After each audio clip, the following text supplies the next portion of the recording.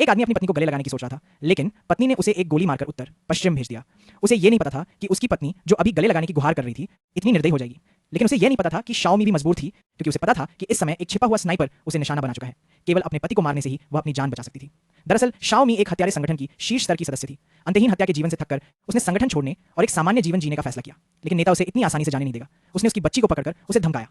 मजबूर होकर शाओमी को उनके पति को मारने की बेतुकी मांग माननी पड़ी। इसी तरह से शुरुआत हुई।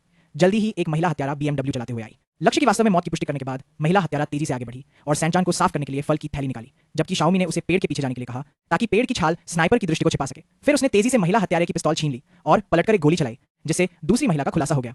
लेकिन यह दृश्य भी स्नाइपर को चौंका दिया, इसलिए उसने तुरंत शाओमी की छवि खोजने की कोशिश की। नतीजतन जब वह ये सोच रही थी कि वह किसी को नहीं ढूंढ पा रही है, शाओमी अचानक उसके सामने आ गई। लेकिन जब शाओमी दुखी होकर अपने पति के शव को उठाने की तैयारी कर रही थी, पति अचानक अजीब तरीके से जीवित हो गया। हालांकि उसके मन में संदेह था, लेकिन जब उसने अपनी पत्नी के चिंतित चेहरे को देखा, तो उसने इस मामले को अस्थायी रूप से छोड़ने का फैसला किया और फिर पत्नी के साथ चलने लगी।